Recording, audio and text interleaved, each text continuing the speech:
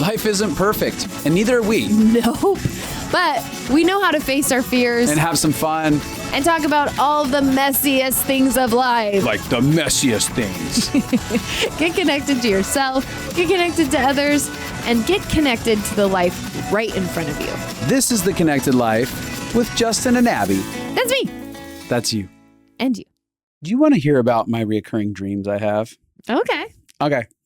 So I keep having these reoccurring dreams where I have these thick manes of hair. You do. Mm-hmm. Oh, the glory days. And I'll be like, I have so much hair. What happened? Like in the dream, you'll wake Yeah, up. in the dream, I'm like, I have so much hair, and I'm like running my hands through it. And you remember being bald, and so you're like, this is a miracle. No. I don't even think about the fact that I'm bald. I'm just like connected to my hair. Like there's so much of it. This is amazing. Oh. And then occasionally I do in the dream wake up to the idea of like, I thought I was bald. I got my hair back. And Your soul's like something's missing. It's trying to work that out subconsciously while you sleep. yeah, I felt like it was trying to have a conversation with me. So recently I felt pretty inspired. I saw this post by Hulk Hogan. Uh-huh. And I was just looking at these lovely locks around the back of his head. And I was like, what if I grow a Hulk Hogan?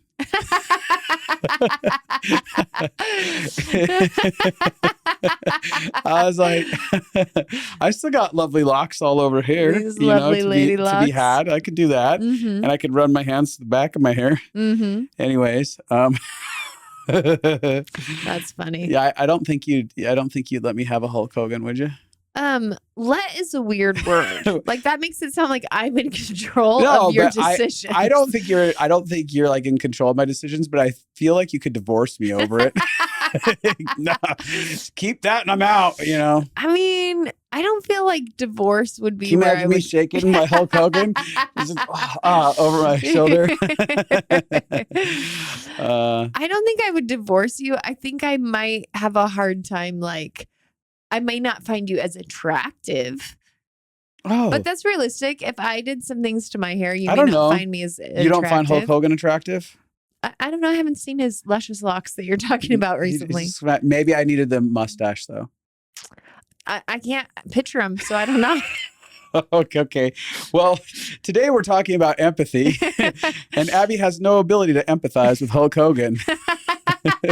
She just can't see him. I can't imagine him. I don't Yeah, it's a problem. You can't imagine him. You can't imagine his circumstance, his hair, whatever. This, this story has nothing to do with today, but it is No. empathy. Yeah, today we were talking about something that I think is the most important relationship skill to have is empathy.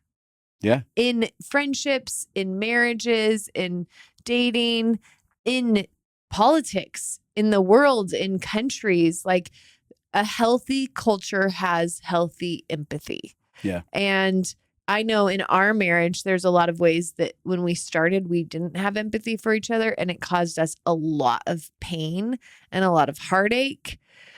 And learning empathy is really what transformed our relationship, where there could be love and connection as bridges across our differences instead of walls and judgments when we looked at each other. And I think the concept of empathy is interesting because there is toxic empathy. Yeah. I wanted to talk about this really quick before you got on to that.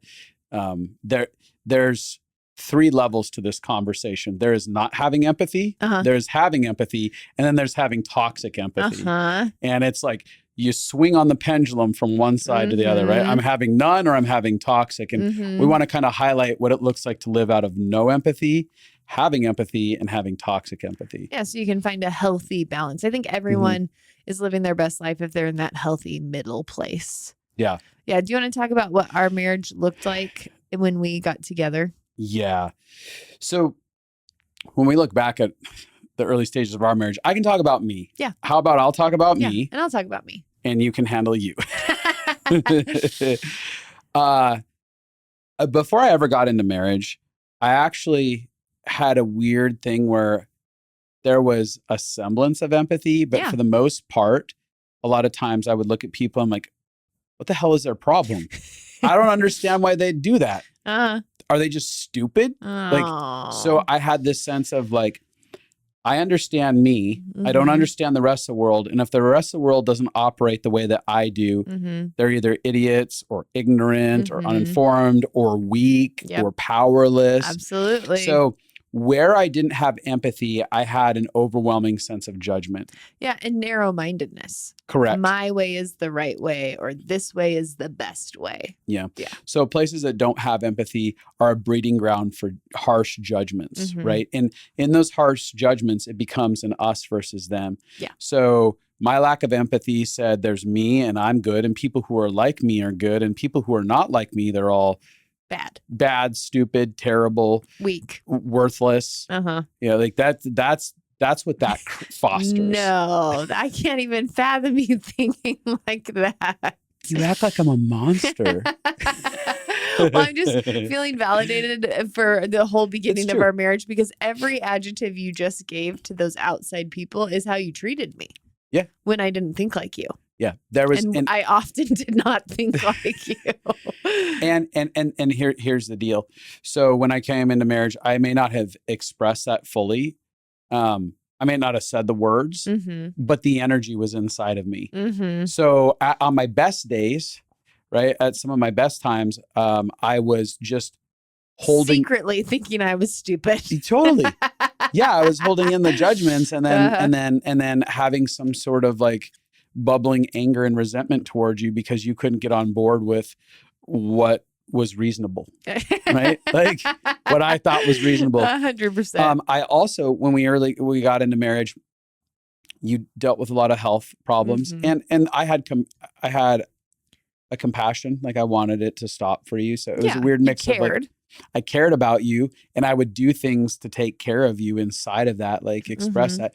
At the same time, I had this growing like resentment and emotion of like, what is your problem? Why can't you get over this? Why can't you get over this? Why can't you just be fine? I hear that you're sick, but you can push through it. Instead, you're just deciding to collapse and not do anything because you feel sick, quotation marks. And so my history told me that there wasn't room for sickness. Yeah. There was like, you pull yourself up by your bootstraps is the old saying. And you decide like, I'm going to push through this and I'm going to be okay. So I abandoned my own body often when it came to like how it felt. So I was like, it doesn't matter. Push through this body. Don't be dumb. And I will suffer through something versus enter into a space of care. So what that led to is I couldn't empathize with someone who didn't push through. I was just like, why won't you push through? And there was a sense of like, there's a deep weakness here, and this weakness needs to be rooted out. And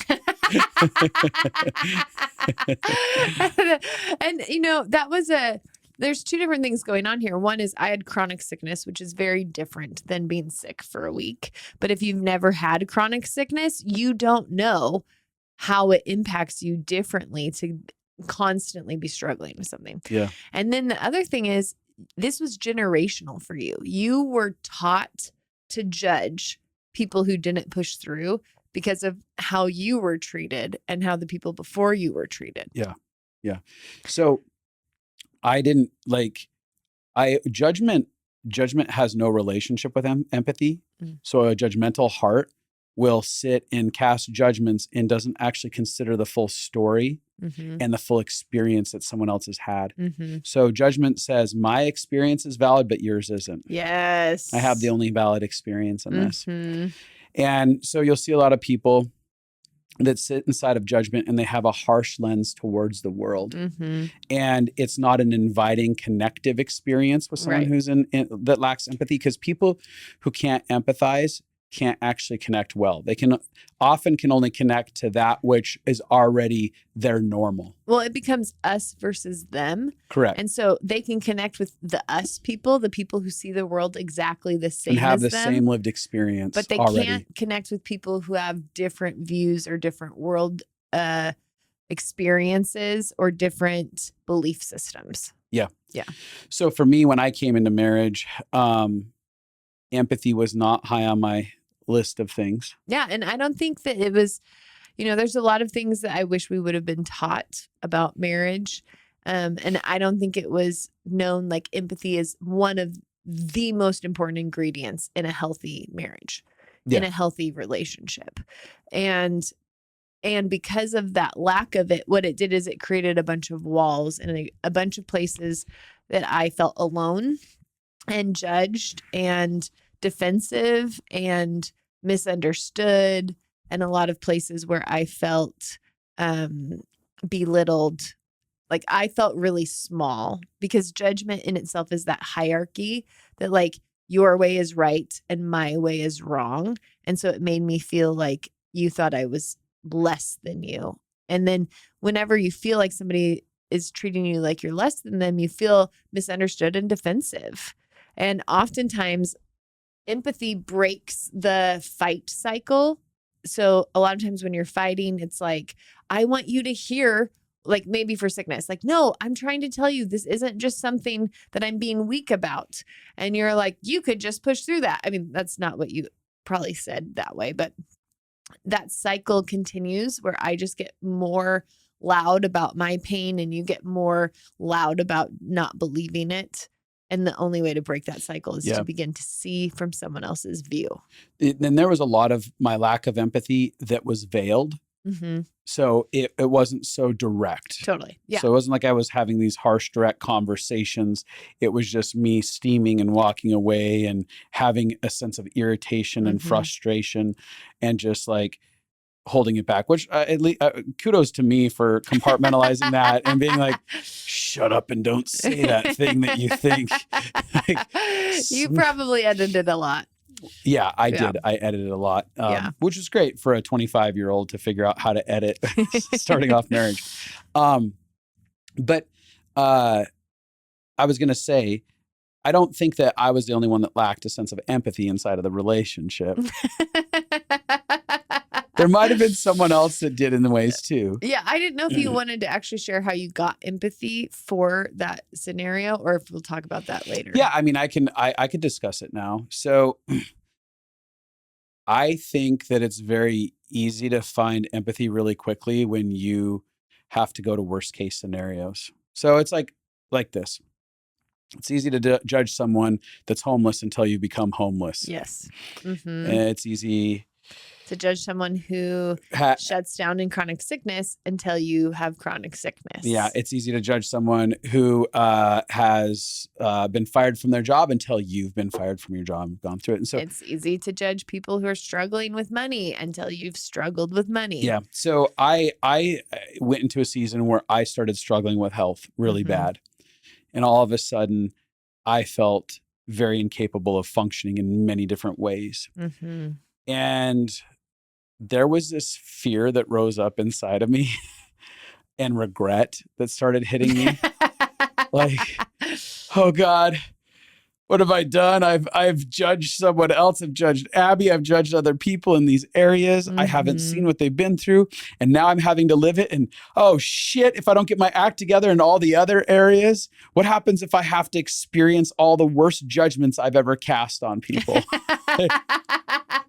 What if I have to experience everything I've judged people for? That would be scary. Dude, I remember having this terror because I'm like, I've been so judgmental. Especially when I went through my panic attack season and I collapsed in on myself and the panic attacks were so horrible. And I was like, holy shit, this is the worst situation ever. I've looked at people and seen them as weak and stuff like that. And like, I wouldn't wish... Like the way I had panic attacks was so horrific. I wouldn't wish it on my worst enemy, right? 100%. And I'm like, that was on the back end of being so sick. I went from sickness to panic attacks over it. And I found myself walking out a place where I didn't have enough strength, quotation marks, to overcome or compartmentalize and push through to the other side. So what it did to me was, again, it put a terror inside of me of like, if I don't actually come into considering the reality of other people's conditions, there's a potential that I'm bound to walk every one of them out. Well, that's a great way to get to start to care about empathy. And empathy, would I want to live in their shoes? Right. And I remember I had a lot of judgments about people in difficult financial situations before we got married. because, you know, I always You found were so disciplined with your I was finances. so disciplined with it. Yeah. It didn't mean I was wealthy, but I took care of myself because I was like very proactive about my finances. And you and I, like when we got together, we ended up getting to a place where we had no money. Yeah. And we found ourselves at a health clinic to take care of you. And I was not only felt like I could get emotional right now, even as I'm talking about it. I felt the weight of us being in that free healthcare clinic. I could feel the weight of us being like, if we don't get a solution here, our whole lives can be devastated and we barely have enough to be here. Right. And then I felt the weight of all the people who were in that clinic, and I could see the ache in their lives. And it quickly caused me to be like, I will not judge people who they're in tough financial times.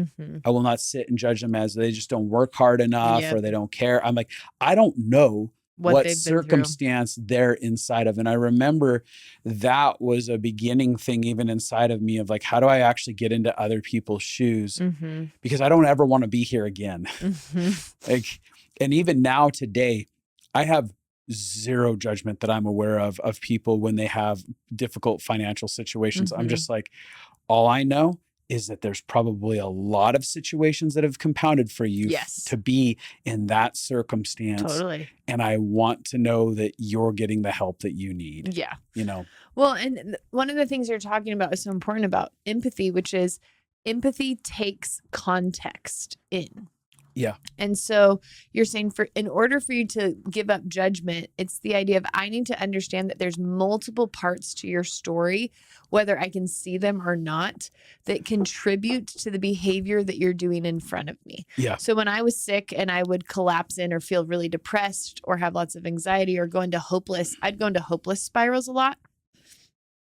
If you're just looking at me going on a hopeless spiral, you're like, man, she has no emotional resilience. Right. But if you find out, oh, her body has been having this crazy health issue for 15 years and there's been no relief for her, and there hasn't been any answer that she's found that could even lead towards relief.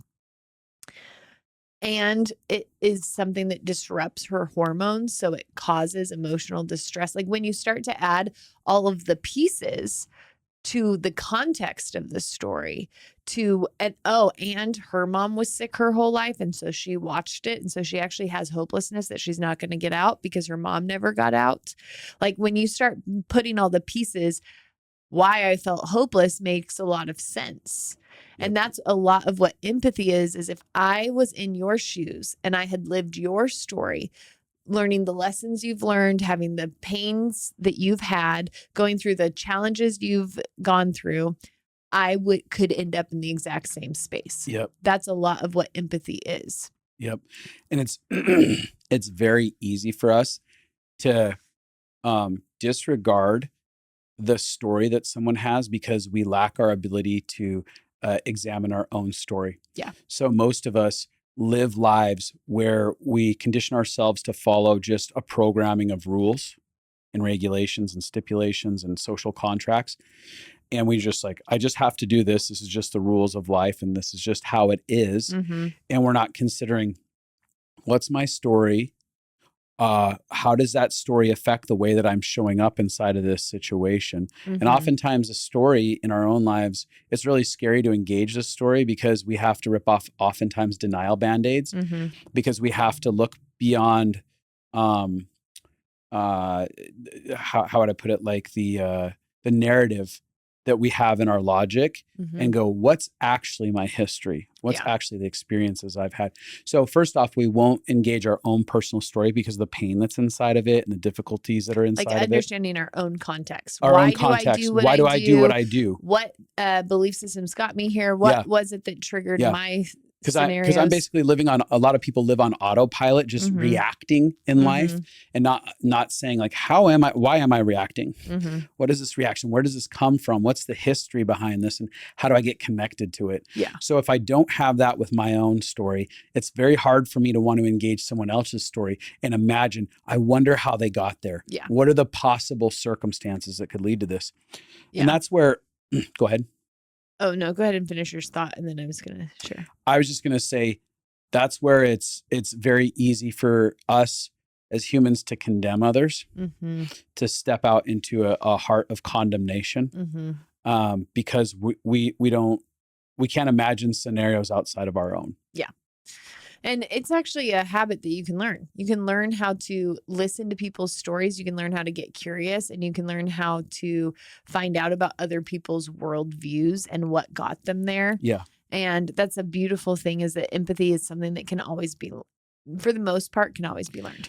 I want to add this about empathy before we go further. Guess what we just did? What did we just do, Abby? We created the connection cure. And I think this is the thing that I'm most excited that we've ever created for people, because it is all of the years of courses that we've made, making it available in one monthly healing membership where you get to be connected to people who are going on the same journey as you, while getting access to all of the things that we have made: Relationship Glue, Reclaiming You, the Compassion Project, the Father Series, Living Fully Alive, the Regulation Library. Yes, we have so many things that we've created over the years. We've had over 10,000 people do our courses. We've met with over 4,000 individual clients. And now we have brought all of it together so that you could have access to all of it for less than one counseling session a month. Yep. And what's really cool is that monthly we have live connection calls where people get together and have those connection moments, talk about what they're going through, how they're healing in their process. And that's been one of the number one things that people have said is so incredible about doing our courses, is the community that they create and the healing that takes place inside of that community. I mean, we've had people find their spouses, find their best friends, find their community, because finally there's people where they realize, I'm not alone, and I'm allowed to be loved right now in the messiness of my life, before everything is fixed, before everything is perfect. You can belong before you have transformed. You can be loved before you're fixed in this community. And it is really rich and beautiful and healing. We're meant to heal with each other. And the whole point of why we made this is so that people could have a holistic healing pathway. We do so much with connecting to your body and actually learning how to move with your body through emotions so that things don't get buried alive in your body. The body keeps the score. We want to zero that score out. And then we have heart connection stuff where you're actually feeling empathy for yourself and others, where you're actually connecting to your own story, and you're actually having time to not just learn logically about why you do what you do, but actually have new feelings towards yourself. And then we have all of the logic, the neuroscience, all of the reasons why your body and your brain do what they do, so you can actually understand yourself for the first time and start to have kindness towards why your body is made to react the way it is, so that you can heal. It's body, heart, and mind all together in a way that is really, really beautiful. Yeah, it's cool. It's a really cool membership because you get to stay as long as you want or as short as you want inside of it. You're not trapped inside of it, but you have access to an incredible community and great information. And so that is coming soon. You can go to Justin and Abby, that's abi.com, and you can get on our mailing list there, and we'll let you be the first to know when we release that. But this is something we've been planning for a while now, and I'm glad we're getting to do it. It's about to come out. There's two types of empathy that they talk about. There's cognitive empathy and there's affective empathy. Just so people kind of understand, cognitive is like this logical empathy. Oh yeah. I can build in my head, okay, here's probably the story. Excuse me. Here's how this person got to this situation. Yeah. So I can build a sense of more understanding from this my logic base. Can totally understand what's going on. I have a friend who's like that. Yeah. I think this is like the dream of all dreams, because she's empathetic, but she doesn't feel emotions about it. She just is logically like, well, if they said that, then you would probably feel sad. And it's just like a logical conclusion to her. Yeah. But the component of affective empathy is where I can engage at some level in an emotional capacity with you, and I can validate an experience that you're having and be with you in it by somehow engaging an aspect of the emotional experience that you're having. Yeah. And the cognitive is a great first step.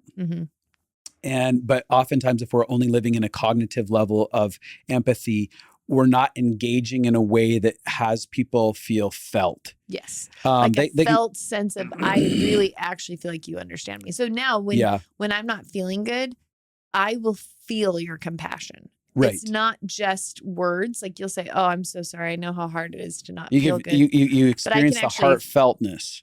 I can feel your tenderness. I can feel your connection to what's happening. I can feel that you care.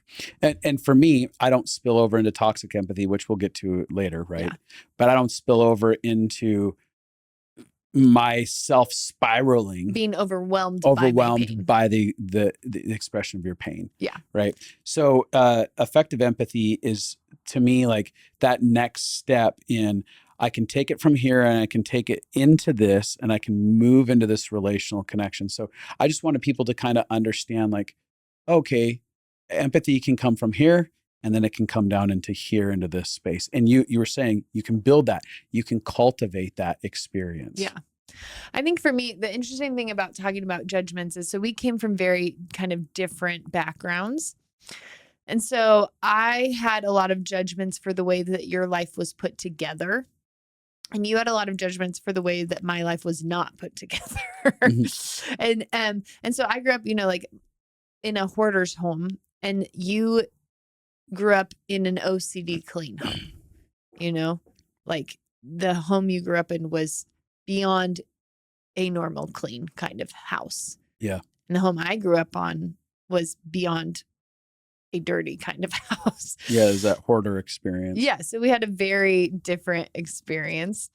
And I remember judging you so much for, like, you could not emotionally be regulated or okay when the house was a mess.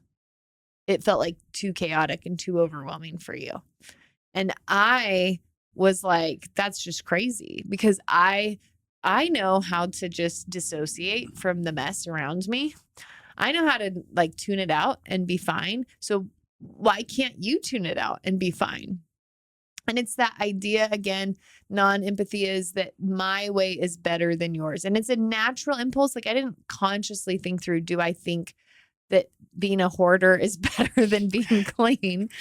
But I did subconsciously have a reaction to, like, you're having a lot of anxiety, you're having a lot of frustration, you're like not an okay person in a mess. That doesn't feel like a healthy way to live. So my way must be better of dissociating from my environment. Now, when I look through our journey, I can actually see that the more I allowed myself to be in a clean environment, the more it actually did positively impact me, the more I realized that there was actually a gift in it. And then once I got like used to living in a cleaner environment, I noticed that it did affect me when things were messy. And so I got to the place where I could understand why that felt crazy to you. But because I had so many self-protectors around my lived experience, I couldn't get out of my own self-protection to see that you had valid needs, valid concerns, valid emotions. And a lot of times when we don't have empathy, it's because we're judging somebody else so that we can stay the same. So like I can keep my core values the same. So my core values of not needing to care about what the environment I'm in is like matters more than understanding you and your needs. And it's a way to push away when people are unhappy, especially for people like me I'm overly empathetic. I have a lot of toxic empathy. So one of the ways that I can push away feeling empathy for other people is if I judge them. So if I am like, I don't have to feel sad that you feel sad. If I'm like, well, the reason you're feeling sad is stupid. Yeah, right. Like if I judge your reason for having negative emotions as bad, then I'm allowed to push your negative emotions away because I didn't have healthy boundaries with empathy. So I can often feel, and I actually have worked with a brain doctor who did a brain scan on me, and they said, you actually have this huge part of your brain that's way overactive empathy. They're like, the amount of empathy you have is probably breaking you. It probably makes you chronically depressed and anxious. And I was like, I know, it's horrible. You felt known, didn't you? I felt very, very known. But so one of the ways that I had to disconnect from empathy was through judgment. If I decide that your emotions aren't valid, then I'm allowed to just push your emotions away from me instead of feeling them. And that felt really good to me. And I think, there's a lot of ways that you were a get shit doner. Mm-hmm. And instead of seeing the value, like there's a lot of values in that. There's a lot of ways that the more you can have peace. If you get a bunch done and then you can just enjoy and relax. Well, I had so many issues, I'm on the autism spectrum and I have ADHD. And so there's a lot of issues for me in getting shit done sometimes.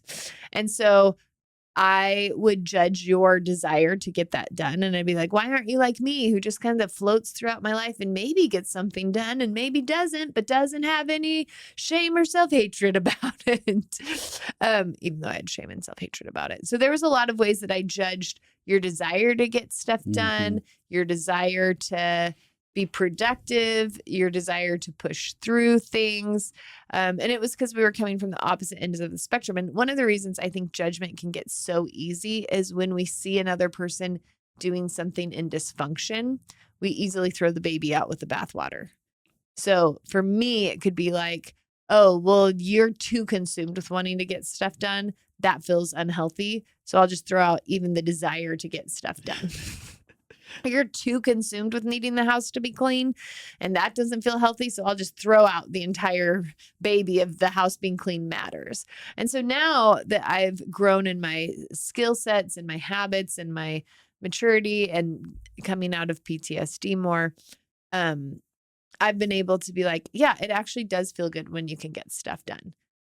But not at the way that you did it when we got married, because that was like kind of like a slave driver.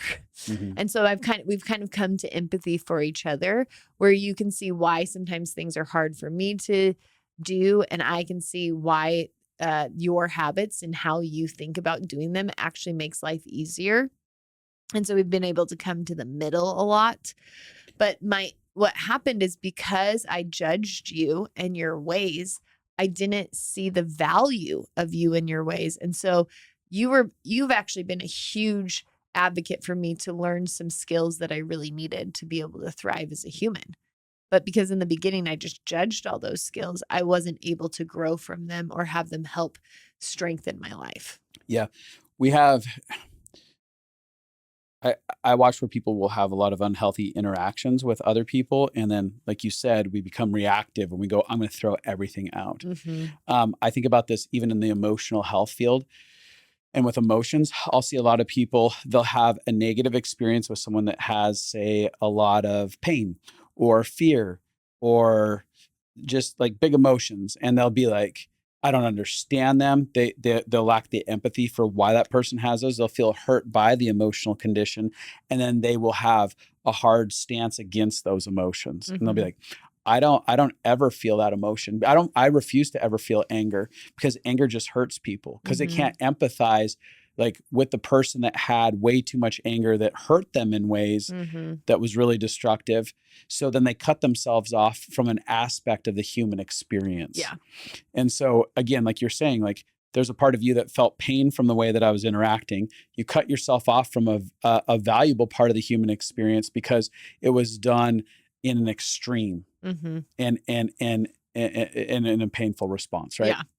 Your extreme cleanliness, your extreme task, get things done, your extreme drivenness felt dangerous to me. So I threw all of it out. And now that it doesn't feel dangerous to me, and part of the reason it doesn't feel dangerous is you've come a little bit more to the middle. You've had empathy and I've had empathy. So now I see it as an asset to my life. Right. And that was happening on both sides. Mm-hmm.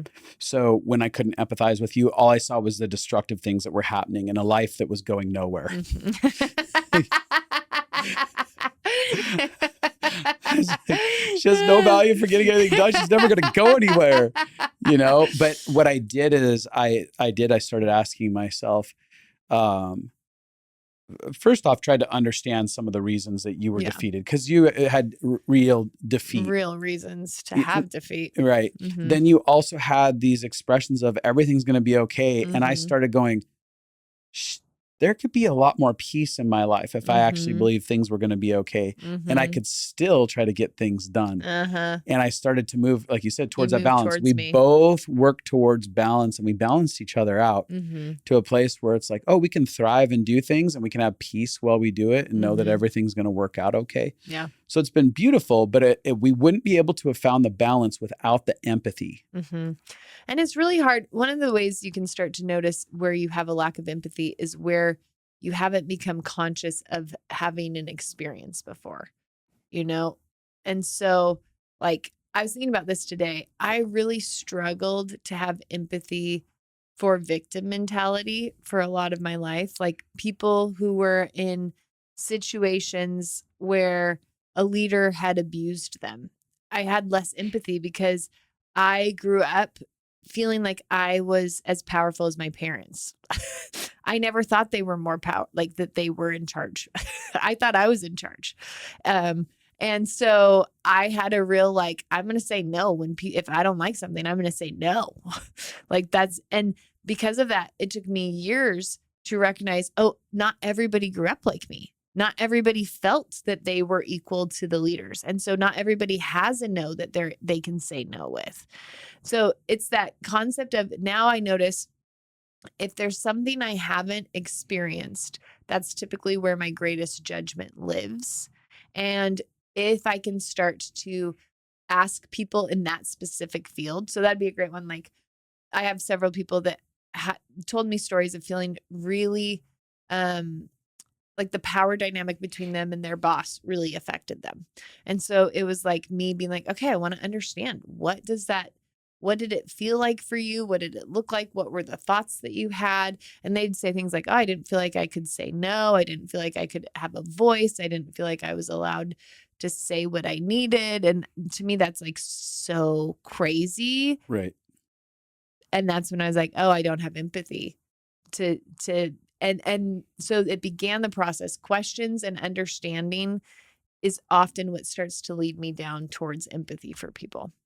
It's interesting because I think that one of the things that we believe when we don't have empathy is, if I do have empathy for people, then it means that I will have to agree with their powerlessness, their victimhood, their destructive thinking, whatever it is that potentially they have. Yeah. Like the negative aspects of someone's life, I will have to embrace it if I become empathetic towards it. Or if I become empathetic towards it, it will give them permission to keep doing a behavior that feels unsafe. Yeah, especially in relationship with us. And for me, that's part of why I had trouble empathizing with you, because it was like, if I empathize with her, then I'm just going to have to embrace the entirety of her destructive thought process that I found, that I perceived as destructive, which some of it was very destructive. And some of it was. Like mine was, yeah. Yeah.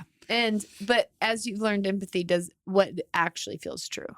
Yeah. So as I've learned empathy, I've also learned boundaries. And I have a deeper sense of self. So I'm like, oh, I can totally engage empathy towards your world. And while engaging empathy and having care for your condition and even better understanding you, I can also toe a line and say, and here's expectations of what this relationship's going to be and what I have capacity to do. I can have my own autonomy inside of that. I can set up internal boundaries. Like, I grew up in a childhood where it wasn't okay to set up internal or external boundaries. Yes. So a boundaryless person has a really hard time being able to empathize properly. Like it's scary to empathize if you don't have boundaries, because then you can get consumed, which is toxic empathy, right? And so I had this relationship with toxic empathy where I'm like, but if I move over there, then I will get overcome by this person, their emotions, the feelings that I could feel from them. Yeah. So it's either like, I have judgment towards you and I don't feel empathy for you, or I have to fully give up all of my beliefs to have empathy for you and lose my whole sense of self. Yeah. Yeah. And I have to allow your behaviors then to freely do whatever you want, Yes. especially within this relationship. Yeah, I think this is a really good point. Brene Brown did a study on who has the most empathy, and it was actually the people who had the highest boundaries. Yes. You cannot have a lot of healthy empathy without having a lot of internal boundaries. And those two things almost seem like the opposite of each other. But I know for me, I had really toxic empathy in our marriage. And one of the ways that played out would be when in the beginning of our marriage, you had PTSD and you'd go into a rage. And then after the rage, you would share about what triggered, like you were, most of the time it was because you were in a flashback and you were in a flashback from an abusive situation in your childhood. And so your reactions now were coming from this hurt little kid that was being activated inside of our relationship. I had so much empathy that when I would hear that, I would be, I'd feel like, oh my gosh, I'm so sorry. And I'd cry because I was so sad for how you'd been hurt and how you'd been affected and how much pain you'd been in. And that's not actually the toxic part. Like, that's actually beautiful. It really helped me to understand you. And I think it was healing for you to have somebody have compassion for the areas that were really hurt. The toxic part was that then I stopped having my own feelings about what had just happened, and I didn't have any boundaries around it. So a healthy amount of empathy would have been like, oh my gosh, I totally understand why you did that. And we need to have some boundaries so that never happens again. And I need to let you know what I experienced. So toxic empathy for me is when I give up knowing how I'm doing, knowing what's going on inside of me, and having healthy standards in order to empathize with you. Because I see your heart, or I see how much trauma you've been in, or I see how hard life has been for somebody. If we decide that means I'm not allowed to have boundaries or standards, that's when it now becomes toxic empathy. There has to be a place where I'm allowed to both feel compassion for you and tenderness towards you, and can hold on to what's going on inside of me at the same time. Well, a word that you're looking for in that is impact. Mm-hmm. So part of toxic empathy says that I have to let go of the reality of the impact that I'm experiencing from someone else's behavior. Because what they felt was bigger or worse or more sad. Mm-hmm. And it's also, I am scared of hurting you further by allowing you to have a mirror held up to you to see the impact that you've made, right? And so a lot of times that's part of the boundarylessness is that we say, oh, because I can see how you got there, it also means I am not going to hold you accountable because I believe the lie that you are fragile and that this will break you, or I don't want you to have to feel bad emotions. Yes. So it's discarding the idea that I have had bad emotions and experiences, and saying that doesn't matter as much as the fact that they are going to have bad emotions. Yeah. And I felt that way. I didn't want you to feel bad emotions about what had happened. And so I didn't share how much it was impacting me in healthy ways. And I didn't set boundaries around it. And now now we've transformed our relationship, and that's not where we're at all. But it took me getting to the place of having to decide my boundaries mattered as much as my empathy mattered, and having empathy on myself.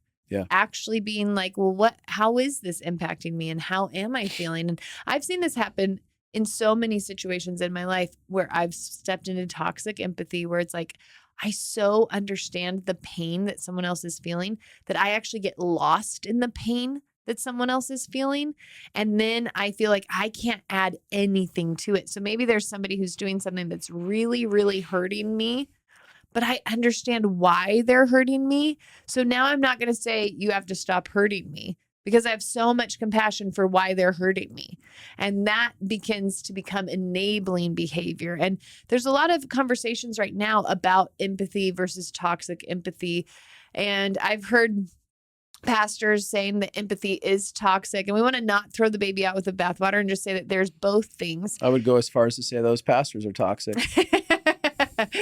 So the idea would be that empathy is the entire, that is what Jesus did. He came on the earth to experience what it was like to be human and to experience what pain and loss was inside of human form, to actually know what we feel from the inside out. Well, not That only is that, his life. not only that, but he wanted us to be able to understand that he identified with our experience. Yes. Like, actually, the creator of the entire known universe fully understands every part of your human condition. It's not just, I'm not just looking from the outside judging you. I have stepped into the fullness of your humanity so that you would know that I actually get you. Yes.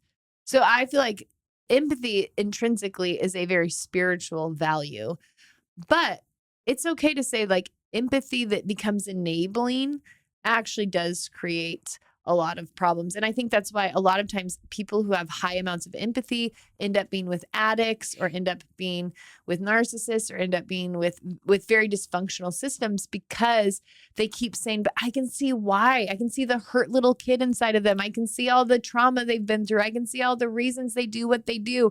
And it's beautiful to see all the reasons why somebody does what they do. That should never run over healthy boundaries, healthy accountability. There needs to be that place inside of us. I've had to learn this the hard way because I do lean towards toxic empathy. So I've had to learn I can fully understand why you do what you do. I can have empathy and compassion on you for it. And I can still say, you can't do that to me. Yeah, it's the word "and," right? Mm-hmm. It's like, I see your history, I see your story. I have gentleness and kindness in my heart towards your humanity, the fact that there's a real person here. And I am holding value for myself as a person. And with that value comes a boundary, comes an expectation of how we're going to relate if we're going to stay inside of close connection. And the combination of those two make for healthy environments, the empathy and then the empowerment of boundaries, right, inside of the system. I do want to add on toxic empathy before I forget about it. I had this story where I was meeting with my SE therapist. So I'm in somatic experience therapy, and I'm talking kind of about, we're having a conversation about an entanglement of other people's opinions with who I am and stuff like that. And she gives me this giant ball of mixed yarns and stuff like that. And I extract this one giant string as I'm sitting there holding it. And I purposely do. I'm like, this is me untangling myself out of all of this. And as we untangle it, she says, may I have the other side of the string? Well, first she says, if you would, take both sides of the string and I want you to pull on it. What do you notice? And I was like, this is really hard to break and stuff like that. I'm like, and she was like, what else do you notice? And I'm like, I'm noticing pain inside of my hand, because part of the therapy is me connecting deeper into my body and understanding what my body is communicating to me, which helps us to set healthy boundaries. Yes. Like, my body's saying no. Yes. I don't need to logic through it. I'm done at this point because my body said, no, I don't like this, or yes, please, let's go forward with it. And so I'm learning that body awareness. And I noticed the pain on my hands as I'm pulling on it, trying to break it. And she was like, all right, what would it be okay if I took the other side of it? She takes the other side of it. And she was like, she says, relationships can sometimes be a tug of war, huh? And she was like, go ahead, engage it. And I start pulling, but I don't pull very hard. Yeah. Right. And I have this phrase go through my head, and I'm like, I need to say this out loud for Judy, because she definitely needs to hear this, because this is bonkers what I'm thinking. And I said, I'm actually scared of pulling too hard because I don't want to hurt your hand, because I know how much it hurt my hand when I was pulling on it. And she goes, oh, so you believe the lie that I don't have the choice to let go of this rope if I don't want if I feel it's too painful. Whoa. And I was like, yes, I know that already, Judy. That's why I said it out loud. You're not proving a point to me. I'm self-aware in this moment. And so she goes ahead and she was like, so with that, let's go ahead and further this. So we start pulling it back and forth, and I make this joke. I'm like, But if I let go, it's going to hurt my ego.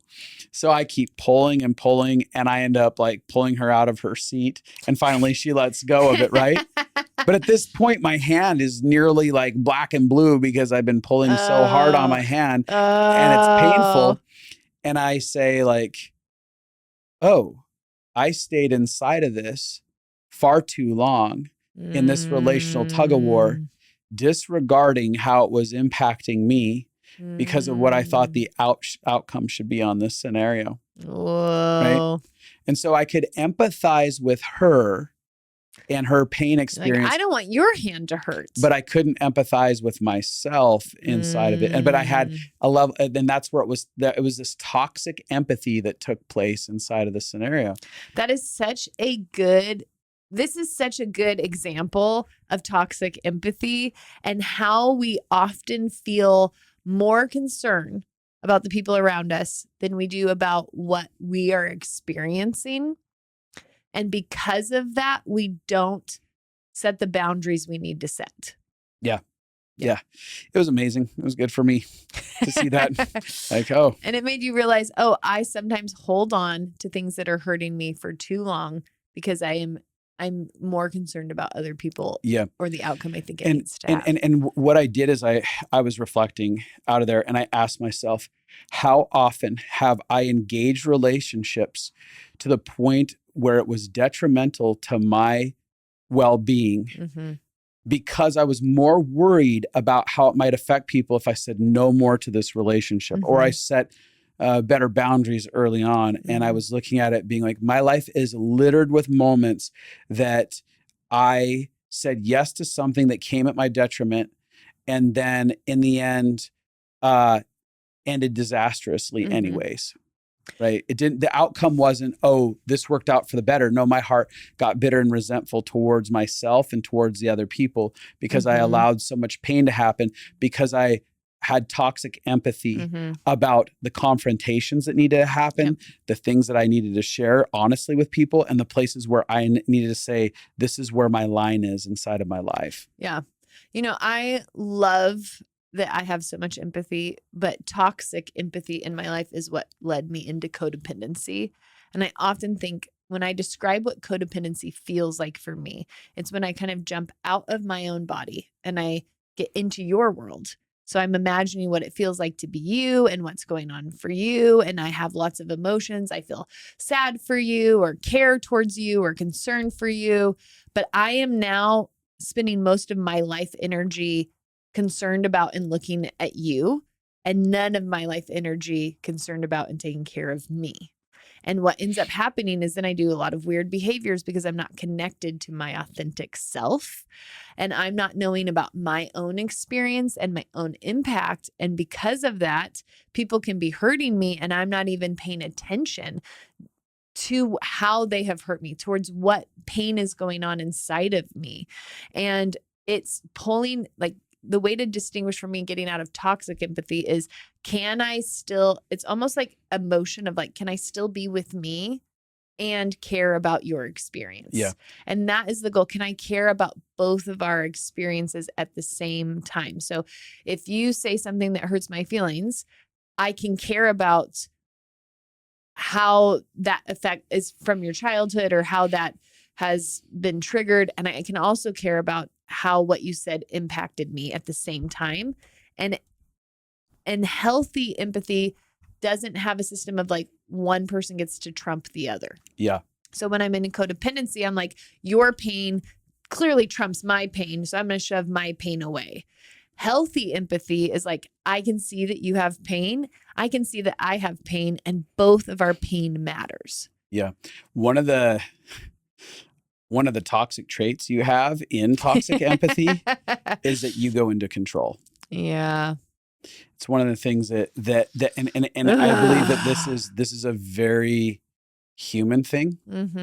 Like a lot of people do this because we empathize so deeply. I'm feeling your emotions so much that I need to control you to make better decisions so that you will have happier emotions so that I can feel good again. I'm not feeling my own emotions. In fact, I don't even know that there's a difference between who we are. I'm so enmeshed with your experience that the only way I feel like I can live a happy life is if I can make you make decisions so that you will be happy so that I can feel happy. Yes. And I'm sure that was as equally exhausting for you as it was for me.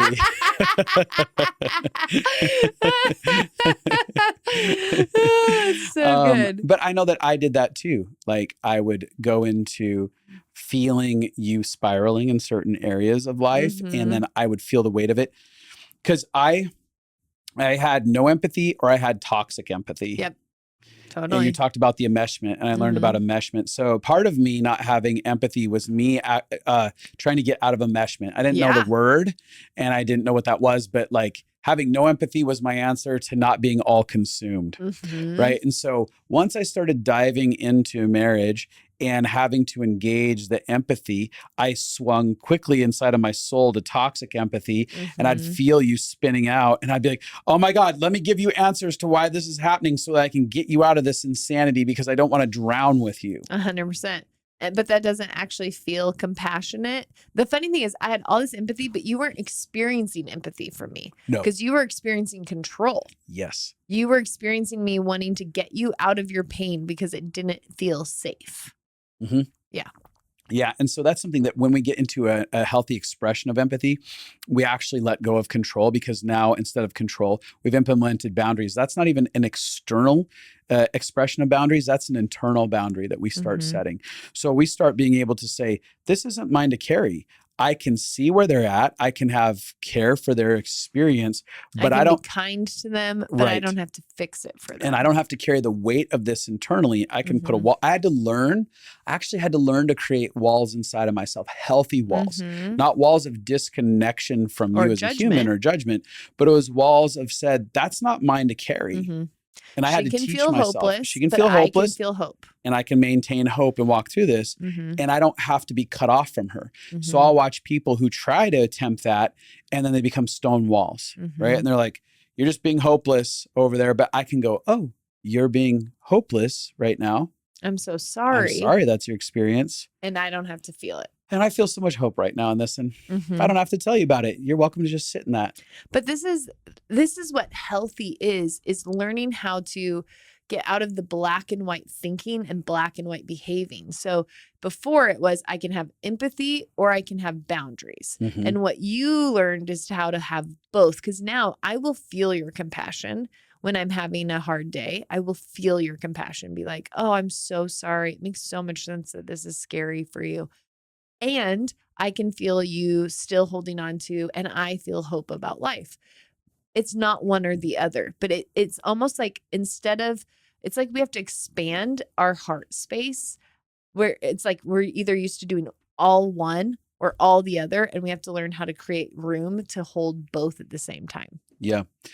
I was talking to a leader recently, and have a lot of compassion for their experience, but they were talking about how they had so much confusion about somebody within their space and how this person couldn't just figure it out and do life differently.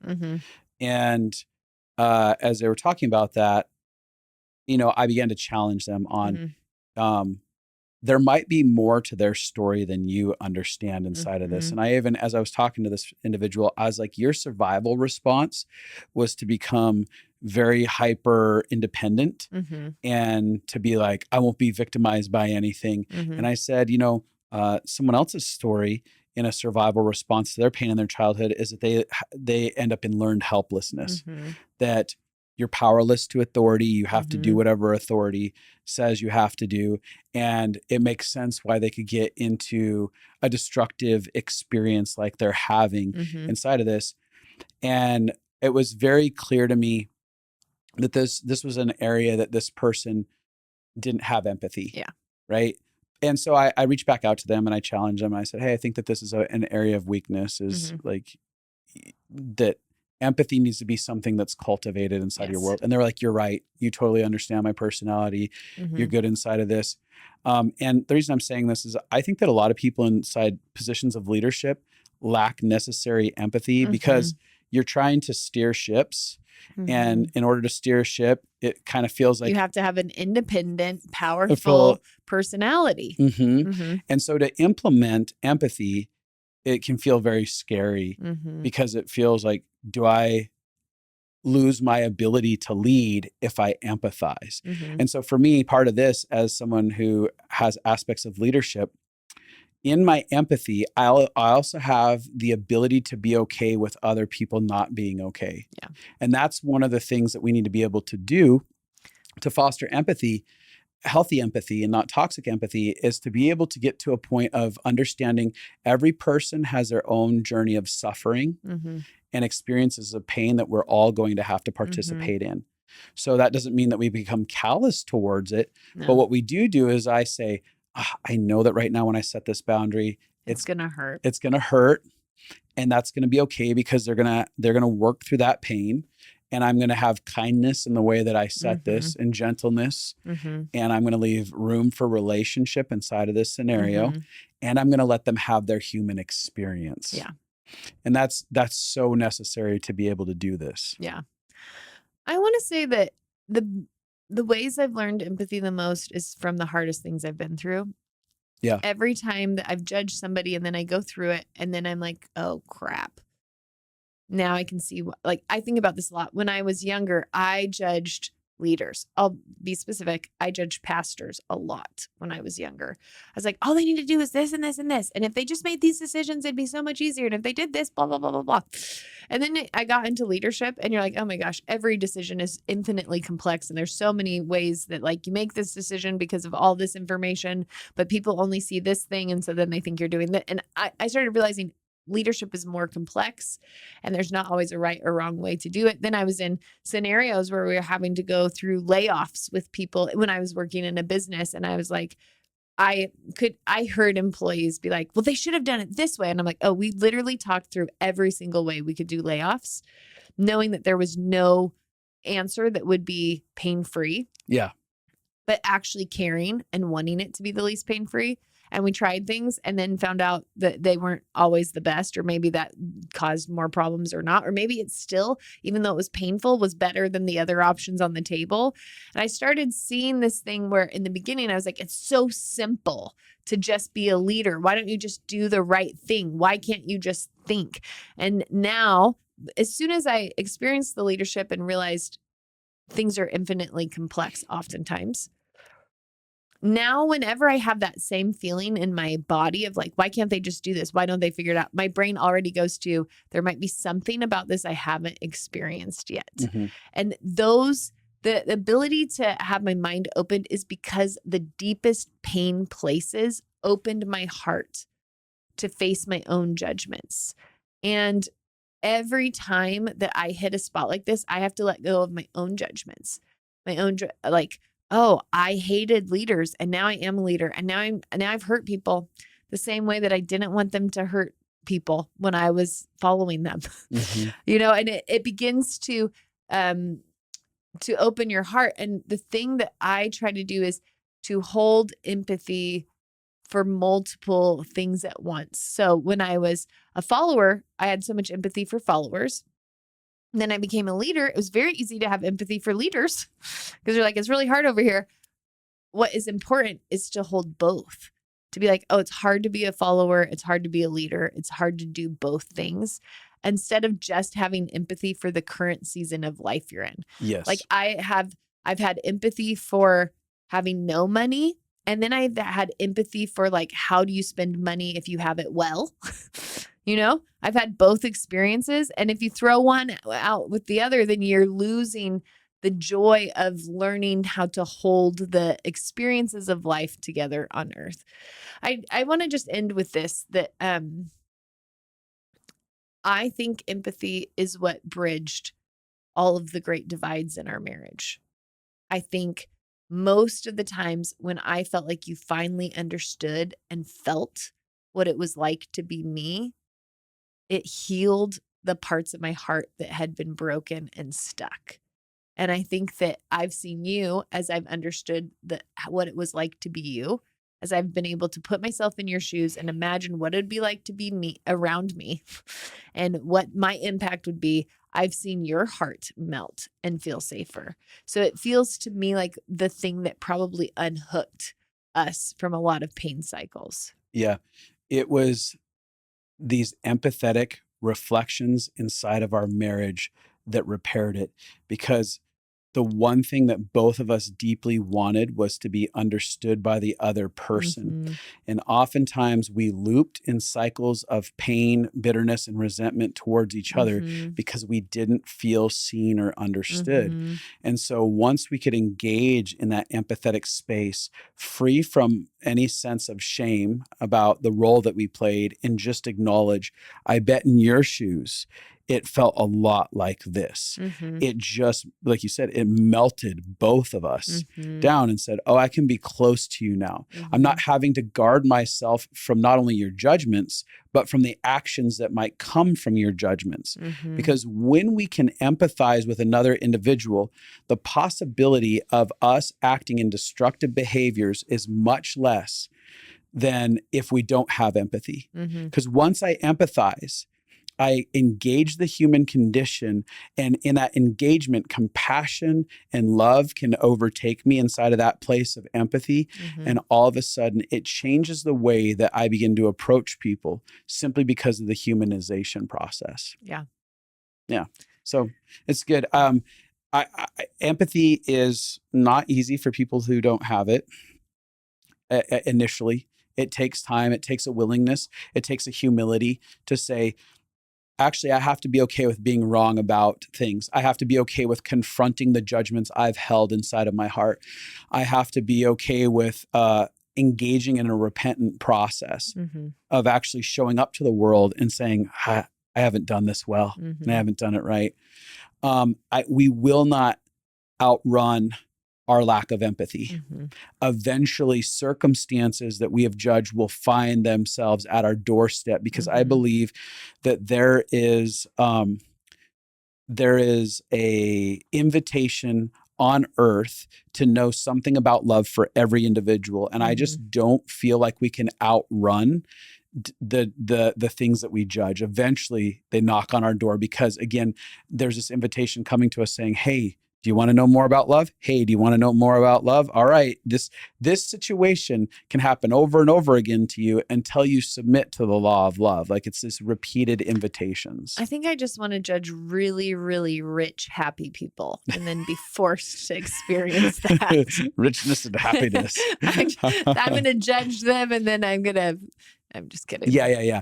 So just saying like, it is hard for those who don't have it because it means that you have to engage a process. It's getting outside of your own self. It's learning about other people, and it's starting to have humility.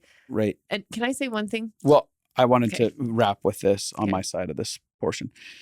A word you used earlier was curiosity, and humility and curiosity go hand in hand with empathy. In order to empathize, I have to be willing to let go of what I think to be true and ask a lot of questions. And a lot of times we feel more safe casting our opinions on things rather than saying, actually, that's going to take a back burner. I'm just going to ask questions, and I may have to learn something. I may be corrected in this process. Yeah. The one thing I wanted to end on was one of your counselors, who's incredible. Yeah. And I've learned a lot from. We're talking about Barry. Yeah. I love Barry. He says this: if I had been in your shoes and experienced what you had experienced, I would totally be thinking the way that you're thinking. Or if I'd been in your shoes and had experienced the things you've experienced, I could totally do the same thing as you. And in the beginning, I was like kind of annoyed with that, because he's like, I could say that to anybody in any circumstance. I could say that. And the more I've thought about it and the more I've understood it, I'm like, yeah, it's so true. There's not a person out there that if we'd actually had the experiences they'd had had the teachings they'd had, the beliefs they'd had, the process they'd had, of course we could be just like them. And that ability to see that we could be the same as other people instead of being like we're different. And that's so valuable and important. And again, if we have boundaries, because we can say, oh, like, I don't want to be a murderer like this person murdered people. So I'm going to say, I don't like murder. But I can say, if I had the same situations as them and learned the same things they did, I could have ended up in their shoes. Right. The idea of I can have boundaries and decide I don't want to do a destructive behavior while I can also hold empathy for how anybody can get to where they got. Yeah, it's good. Yeah. If you've been listening to this and you feel impacted by it, share this with people. Mm-hmm. Also, subscribe on YouTube. That's a place to go hit subscribe, hit the bell button if you haven't already done it. That really helps us get the message out. As the more subscribers we build in that space, it expands the message. We love having dialogues with people on Instagram. So if things connect, if you have any moments that hit you deep or open something up for you, we'd love to hear about it. And we're glad that you're here with us. Yeah. If the world was an empathetic place, it'd be kinder for everyone. Yeah, it would be. All right. I'm the end. I'm going to go play today. Okay. Let's do it together. Play? Yeah. What kind of play? Well, I meant like go ride bikes in the sun. Oh, stupid play. What kind of play were you thinking? You know. I'm open. Let's play all the ways. What?